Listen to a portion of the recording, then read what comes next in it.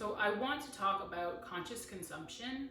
Obviously, we think about food, but it's beyond just food, like we live in a consumer-based society where we are constantly consuming things. We consume food, obviously. We consume products, we consume messages, we consume media, we consume information, we consume even our thoughts. And a lot of the time we do so mindlessly, like we do so on autopilot without even thinking about, is this good for me? I think that is really the measure of what you're consuming. Does this make me feel good? It can be as simple as that. And I'm not really necessarily talking about feel good in terms of, because things can be pleasurable, and allow you to feel good, and then you will feel like not so good after. I'm not talking about that. I mean consistently good. Does this allow me to feel balanced? Does this allow me to feel like I'm able to think clearly? Does this allow me to feel light? We're active beings. That's the point of life. And is this sustaining my activity? If you think about food, you can eat something and then it can leave you feeling very lethargic and kind of groggy. Well, that's a pretty clear example of maybe it wasn't the healthiest thing I could eat. And I'm not necessarily saying you could only eat certain foods.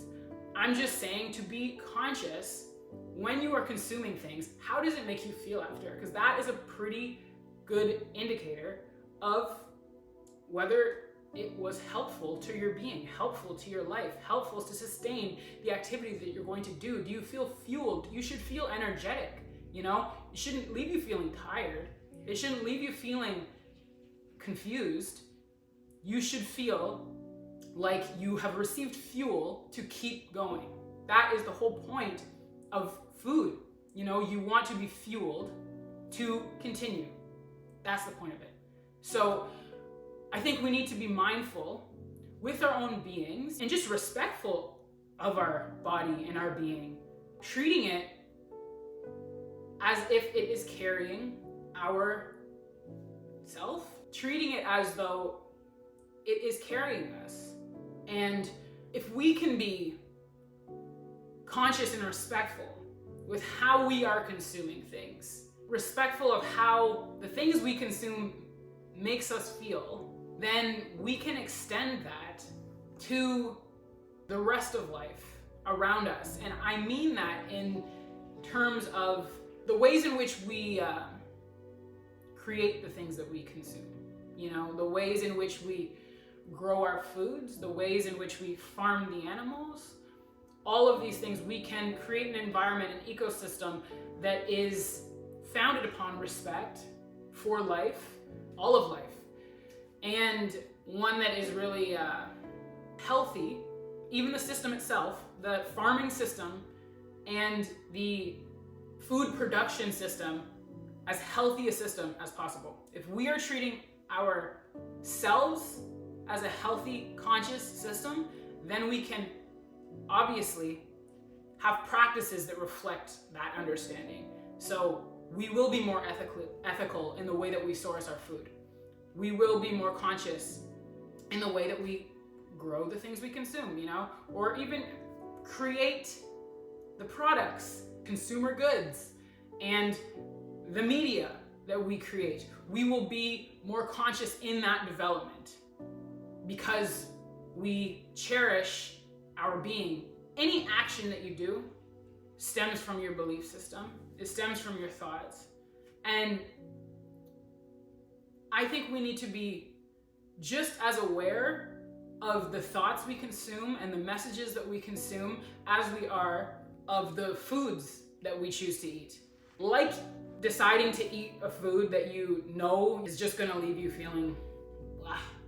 When you think something, your thoughts should be empowering to you. Like anything that I said that is something you consume, it should be fuel to sustain you.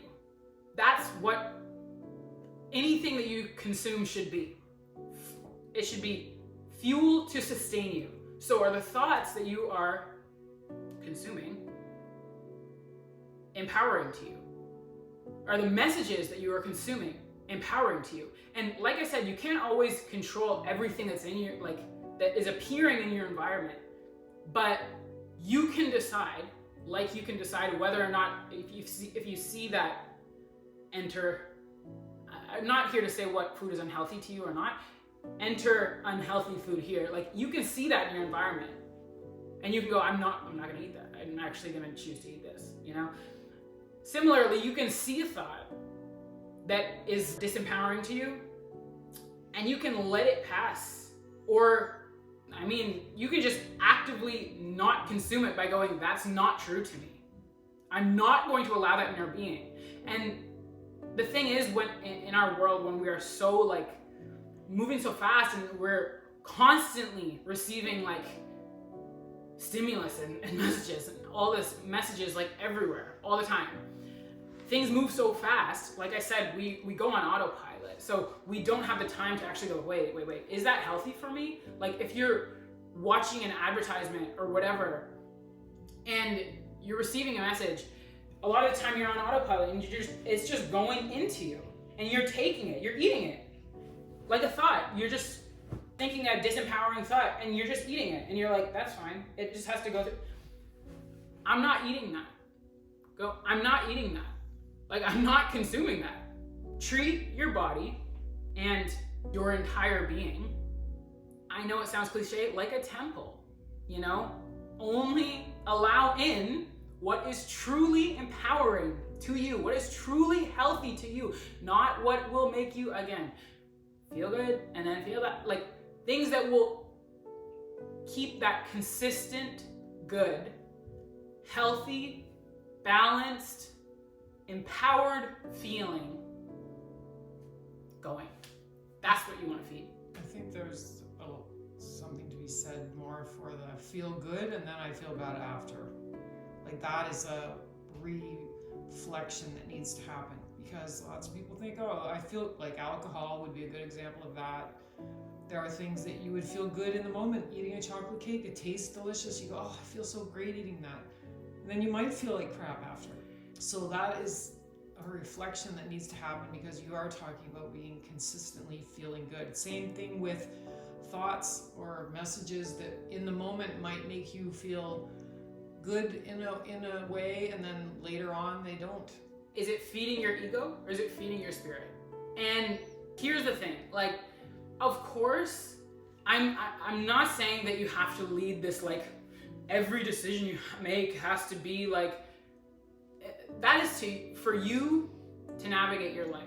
I'm saying that as you become more conscious and aware and mindful of what you're doing and why you're doing it, you will naturally know what is good for you.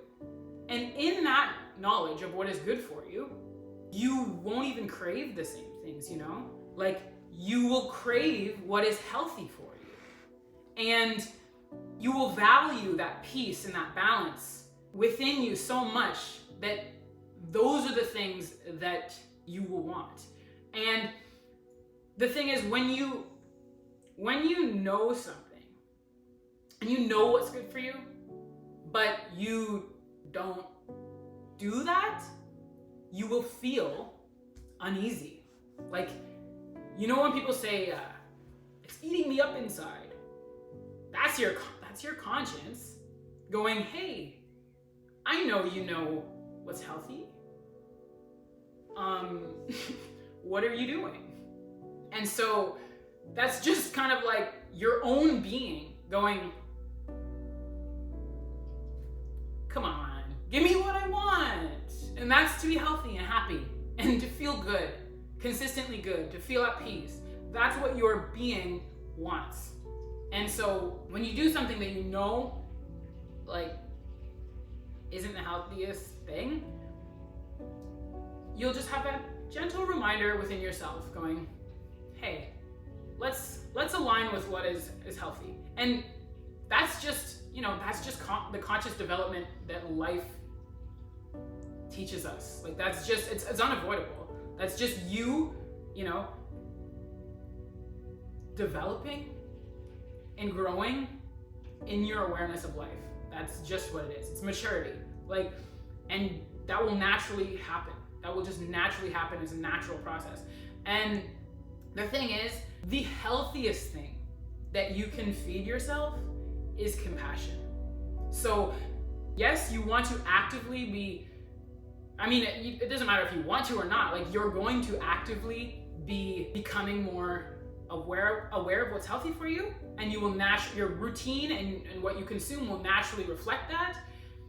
But you don't have to like be rigid about it, you know? Like if sometimes you want to consume whatever, like I'm saying, the healthiest thing to consume is compassion.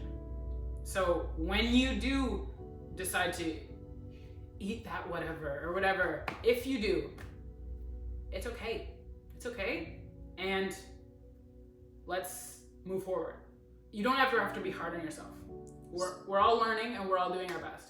So I would say most people already want to be healthy and happy and do their best. I agree. Why aren't they?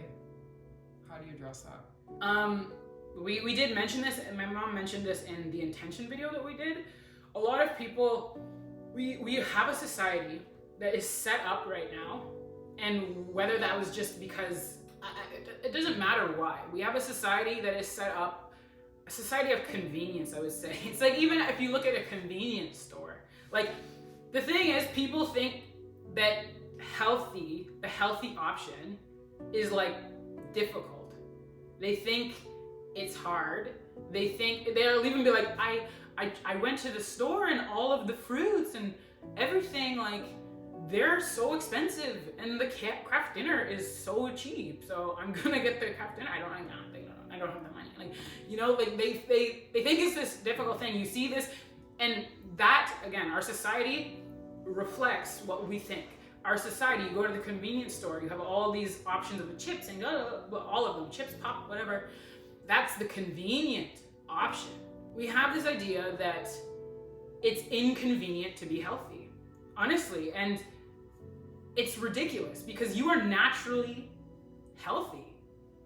But we have this idea that we need all of these things, and so we have this society that is built on just getting things, and like people just are caught up in that they're like, I don't even have time to think of like making a healthy meal. I'm busy, I'm working.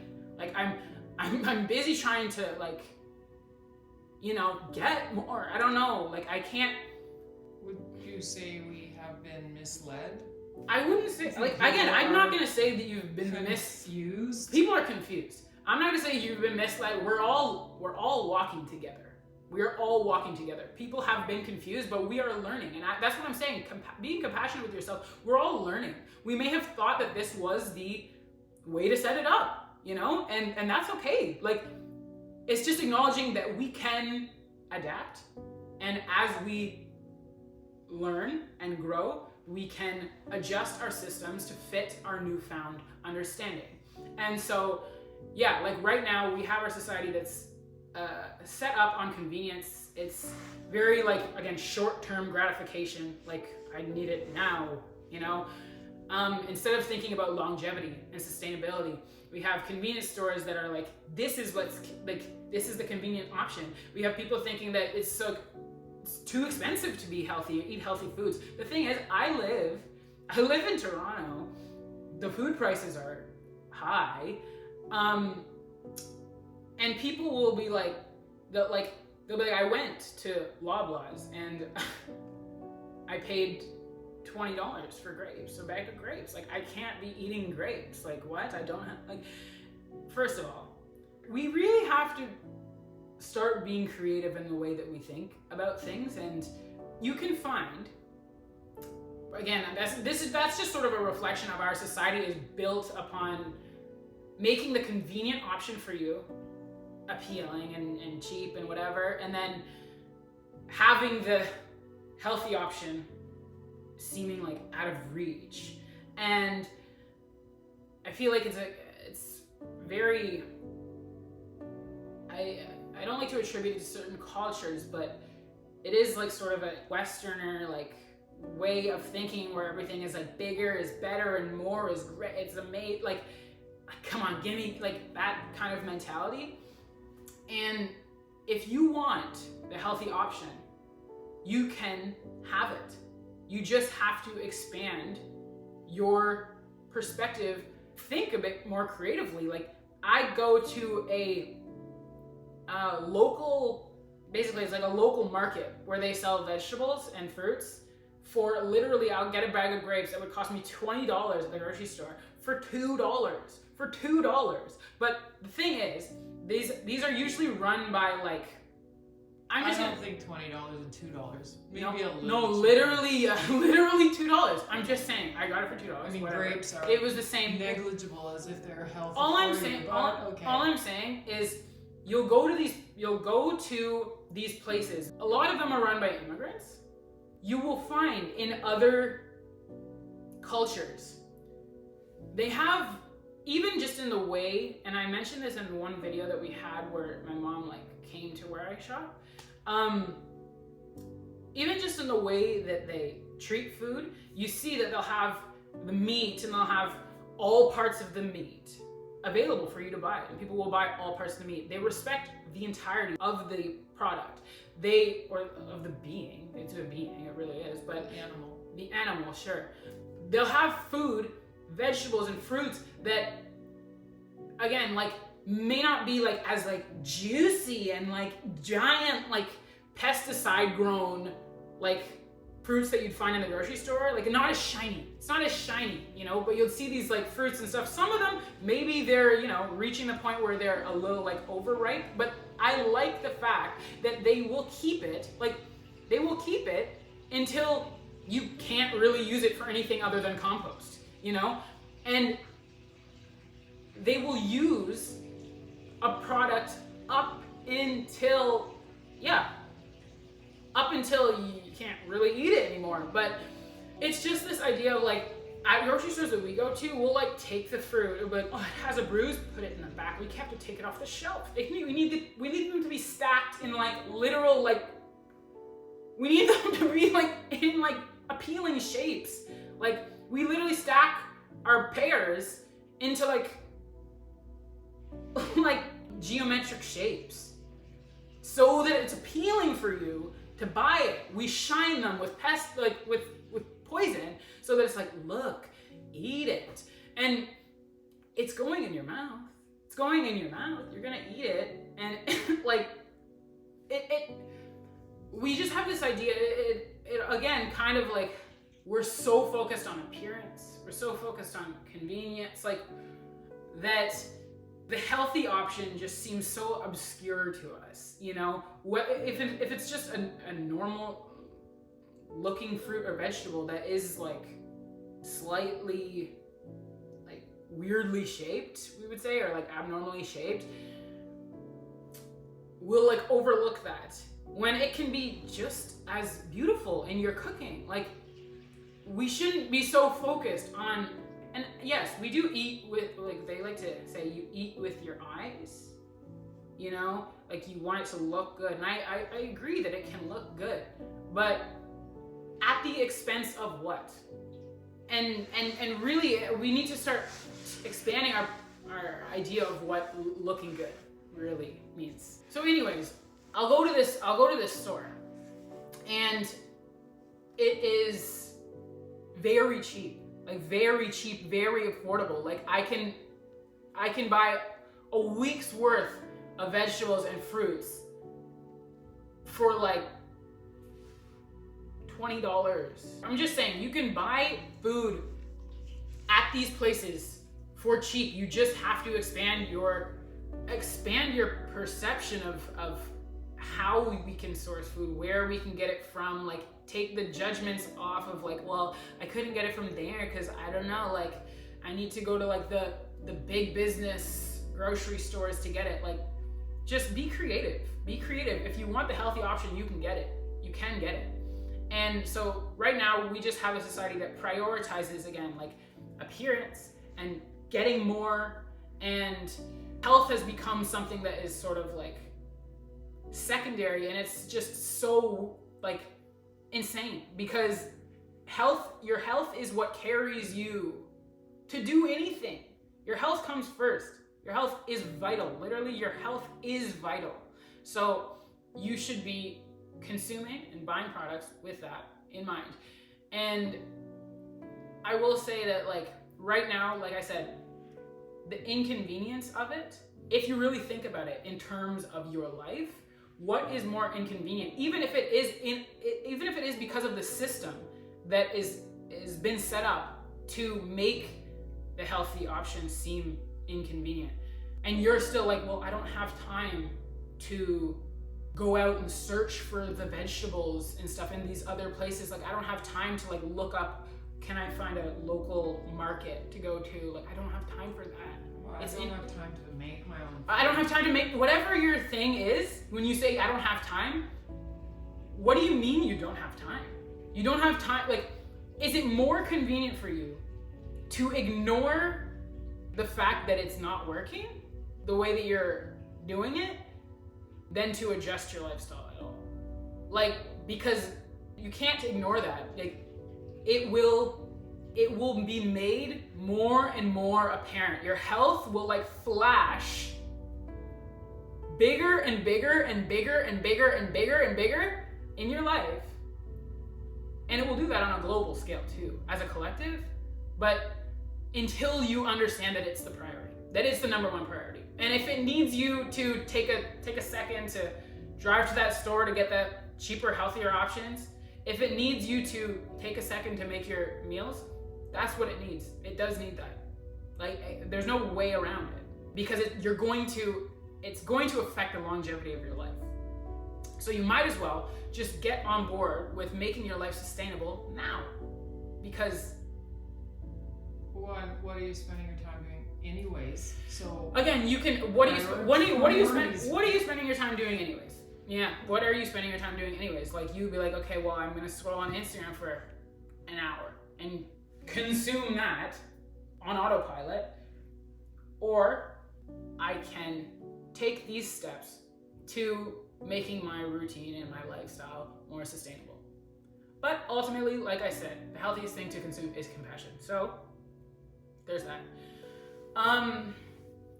Yeah, so in terms of our priorities and our values, it's so evident, you know, that we are very like appearance-based, consumer-based, when you look at the way that we farm and grow our foods. So I was talking with my mom the other day. We were talking about multifunctional spaces, and she was talking about how we're running out of space. And I'm like, it's not that we're running out of space. It's that we're not using the space effectively and efficiently. Like, if we were using it effectively and efficiently, in doing what we are naturally inclined to do rather than what we have been accustomed to doing to fit in with how our society functions, if we were prioritizing our health, then the space wouldn't be an issue. But because we're so focused on bigger and more and look at this flashy, like, then yeah, it seems as though we're running out of space. It seems as though we're running out of space. And similarly, when you, like, we were talking about the pesticides on the grapes, and she's like, wash your grapes. And I'm like, we have these like fruits and vegetables that, again, are produced in a way that they want to make you like the most like appealing looking like vegetable. Like, they're like these shiny cucumbers. Like, look, please eat me. You know, I don't have dirt on me at all. I'm just so shiny, and like, like they're trying to like, again, that's like, it's just ridiculous to me, because I'm like, if we value the mass production, like more, as much as we can, and make it look as nice as it can, over the health of it, the health of the entire ecosystem. So the pesticides on the grapes, I'm like, if we're growing things, and I just thought about this, I'm like, if we're growing things in a way where we need to pump it with pesticides, the reason we're not growing it in the most natural way is because we're not consuming it naturally. We, like, it is trying to meet our demand, what they think the consumer wants. We want it to look shiny, we want as much as we can. And so they are pumping it with these pesticides and this like chemicals to grow it like that. The thing is, if we didn't care so much about again, it can look nice. Health can look beautiful. Health will naturally look beautiful. So what if the fruit looks like it's not in the most like you whatever shape it's in. Whatever shape it's in, who cares what shape it's in? Like, it can still be beautiful because it's a natural, I used to think, and I still do, you just go to anywhere that actually grows food and it's amazing that this just grows. It just grows. And you could just, like, the ecosystem that we live in is beautiful in and of itself. Like, it doesn't need you to pump it with pesticides to make it beautiful. You don't need to like doll it up to make it beautiful. And so if we weren't so focused on the appearance of it, if we weren't so focused on having as much as we can, then we wouldn't even need to grow it in a way that is using all of these artificial methods to get that result. We wouldn't need to use that. I wouldn't have to be worried about the chemicals that are on my thing because we would be growing it in a way that is natural and sustainable for everyone in the environment. Speaking on that, the thing that I really want to talk about here is waste. Food waste. This is like so wild. So wild. If you look up the statistics, I don't have the exact number here. If you look up the statistics of how much food we waste, especially in Western societies, it is like, it's so much. It's so much. It's very true that it's like when people say our eyes are bigger than our stomach, like, we feel like we need more than we actually do. We're so focused on the external and like it's just like this survival mindset of being like, I need to hoard all this stuff. I need all of this stuff. Cause like we are like inhaling our environment at the expense of the living beings in our environment because of our ego. And the earth is so bountiful, so beautiful. We have such an amazing planet that we are living on. And it has enough for our needs, not for our greed. Like, we are literally just running the planet. Like, we can live here in a way that is completely, I'm not saying you have to all like live again, like in a tiny home and like do all this, I'm not saying that. I'm saying that we can live in a way that you actually can operate feeling abundant, feeling like you're not limited in your lifestyle, while still being respectful of the environment.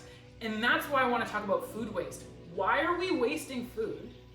This to me just doesn't make sense. Why are we wasting food? Why is there so much being wasted over here on one planet? We're one planet. Why is there so much food being wasted on this side of the planet or anywhere? And then there's other people starving. That doesn't make sense. Why? Does that make sense to you? I really got thinking about this because I would see in my family home, we would have a freezer in the garage that has like hundreds of dollars worth of meat in there, like hundreds of dollars. And then we would go to the store on the weekend and get more. And I'm like, wait. Why are you're talking about, I spent all this money on this, and first of all, you could save yourself some money by just eating what you have. Eat what you have right now, because why are we buying more food? Why are you buying more when you haven't even eaten what you have? Like, that to me doesn't make sense at all.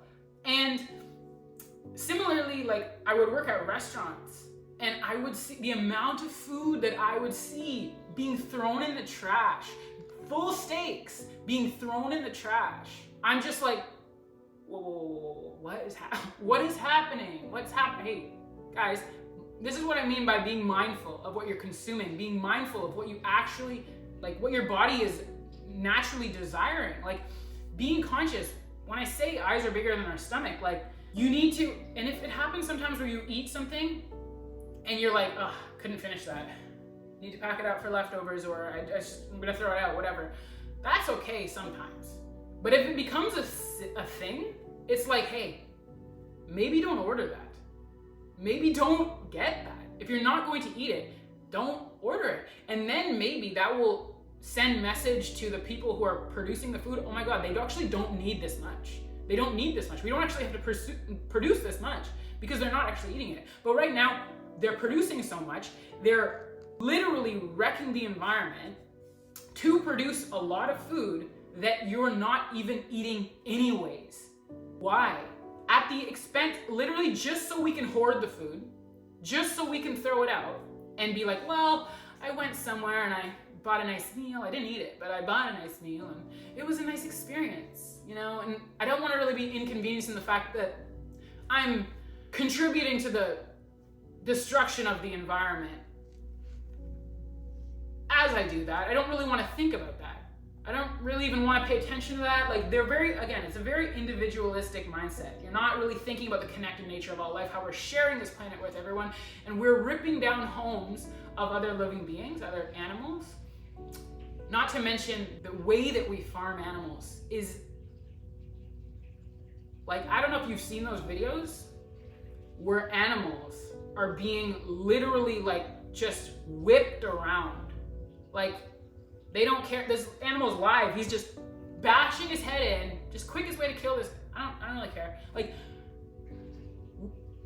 we have become so detached from the connected nature of life that we are just like numb to this. We're numb to that. We're like out of sight, out of mind.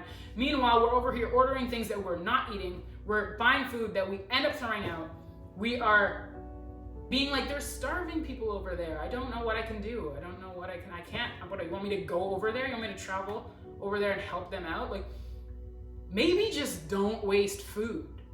Maybe just stop wasting the food that you're throwing out. And the thing is, we could help our entire planet, the ecosystem, the animals. We could just, Teddy, sit down. Teddy, sit down, please. He was chopping. Teddy, sit down. Oh, Teddy. What if I told you that we could help these little animals out, treat them better? I'm not necessarily saying that you're going to get rid of all the factory farms. We could farm in a more ethically sourced way where their livelihood is respected. We can also help the problem of starvation in certain areas by just not wasting food. You wouldn't even, that's the funniest part about it. You wouldn't have to change your lifestyle at all. What you're actually consuming, you wouldn't have to change at all. You can continue to live and eat the same things. You just couldn't waste food. So you're actually not changing what you're doing at all. The only thing that's changing is when your ego goes, I need to hoard this. I need more of it. Even though I'm not using it. I just need it just in case. You just release that. That's all you need to do. Release that and actually still consume the same things that you're consuming. And you can help all of those issues. That to me is just like, there are issues where there shouldn't be issues. When I see a planet, I'm like, okay, like anything, like any living being, it's trying to find balance. It's trying to have, all people on the planet nourished and living their best lives. That's what planet Earth wants for the people of planet Earth.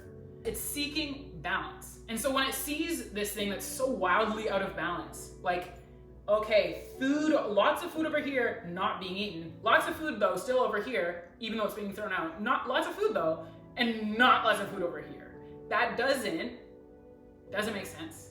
It doesn't make sense. And you wanna know why it doesn't make sense? Because it doesn't make sense. It literally doesn't make sense. There's no reason for it. The only reason is selfish reasons that we have and our priorities being out of whack. And that's not a reason. That's actually not even stemming from reason. It's stemming from confusion insanity. So we do, like, I don't, it doesn't matter if it's inconvenient. It's inconvenient. It's going to be increasingly more inconvenient when your health starts, like, again, like, making it clear that it's number one. It is actually the most convenient thing that you can do to recognize where these imbalances are and to make it a priority to adjust your lifestyle in more alignment with health. It is the most convenient thing you will do. It's the most sustainable thing you will do. And it is just working for the betterment of your life and for everything on this planet's life. Dude, you talk about consuming too much. We eat too much. Essentialism. Oh yeah, so being mindful of your consumption, and therefore in being mindful of your consumption and how you treat yourself, the practices that we do to source our food will be more mindful. But in being mindful of how you treat yourself, understanding what you actually need, being conscious enough, being aware of yourself enough, being in tune with yourself enough to know what you actually need. So when you are consuming something, being able to go, okay, I'm present enough with this experience of consumption that I don't need to eat more now. Like, I don't need to have this hoarder mentality where I am just like more. Like, I'm satisfied now. I feel good now. Because again, we are eating to fuel our lives. We're not eating to feel tired. We're not eating to feel like heavy. Everything we do, everything we consume needs to be something that helps you feel more active, helps you feel more balanced, helps you feel more clear, helps you feel more peaceful. And so if you can be present enough with your experience of eating food, you can know, okay, I've had enough. Because a lot of the time we think we're hungry. We think it's hunger. But maybe your soul is hungry for understanding. You know, like it's not actually the food. And so we just are like, we consume to like almost numb that out, like numb ourselves to the reality of, okay, we are living this lifestyle that's not really sustainable for ourselves or anything around us. And because we don't really want to acknowledge that, because we think it's inconvenient, we're just like, well, I'm just going to keep numbing myself. I don't want to look at that. I don't really want to acknowledge that, you know? And that's a lot of the reasons why we eat the way that we do. We are on autopilot so much that we are just... What? I was going to say, even going back to the multi-generational living, and Yoni Friedhoff talks about consuming food as a social thing. We don't do that anymore. We don't even have a social network in which to make food properly and consume it properly with other people around us. How often do you get your stuff? You know, we do it sometimes in front of the TV, but nobody wants to actually make anything. They're doing other things. Priorities are messed up. Yeah, it's a social event, but if we don't have our social constructs set up in a proper way, how would we ever have our eating like set up in a way that makes sense for us? We wouldn't. And it's like fitness. You need to know it's like a learned behavior. Say you eat 4 eggs, just as an example, and you're mindful about it, and after 2 eggs go down your throat, you go, oh, I'm kind of getting full, I don't need 4 eggs. And so then the next time you don't make 4 eggs, because otherwise it would be wasting the food. You only make 2, and then you eat that. But I'm just saying that we don't think of food in terms of the social ways in which we interact around food. And I think if we had a better social setup, we would eat differently.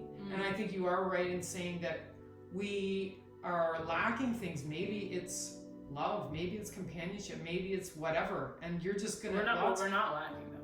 We're not, but we're like, that's what our spirit is hungry for. Fueling it with the wrong thing. And I'm, again, not necessarily saying that you should try to find that in an external source and try to consume more of that. I'm saying that we're always hungry for greater understanding. And the understanding that will make us feel the most fulfilled and like we are lacking nothing is the understanding of total interconnectedness of all things. That is the only thing that will be able to fulfill you entirely, because that is the only whole thing. If you're acknowledging this, our like separate identity, like we're just like living our individual lives and we're not respecting the connected nature of all things, then of course you're going to feel like you're lacking something. And when you feel like you're lacking something, you're going to want to fuel it and fill it with something that you think you can get externally. And so a lot of the time we think that there's like other ways to fill that, but that's what life is about. Understanding the wholeness of life is what life is about. And so that is what will leave you feeling fully satisfied.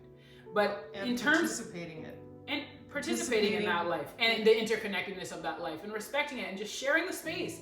I just want to again reiterate the point about eating to numb. Like a lot of the times we are eating, like we're feeding our feelings, you know? We're not actually feeding like ourselves to fuel ourselves. We're going, oh, I'm sad, I'm gonna eat. Oh, I'm bored, I'm gonna eat. Like, oh, I'm this, I'm gonna watch this. I'm just gonna, you know, we're eating to numb ourselves. And we need to understand, we just need to realize that there's no way of avoiding our health. It is the foundation in which we live our life. And so we just need to be mindful and present in the experience of what we consume and what we eat.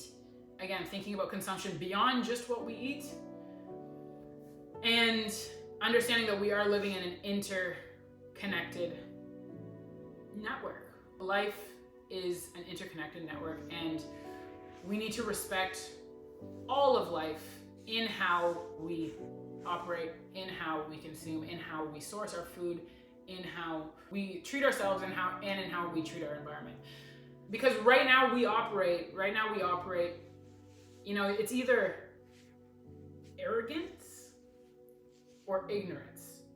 But the thing is, arrogance is really ignorance.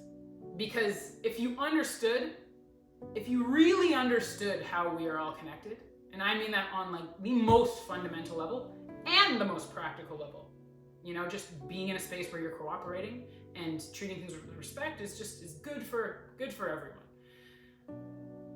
But if you really understood how we're all connected here, we are all in this together on planet Earth and just in life, then you wouldn't be operating arrogantly.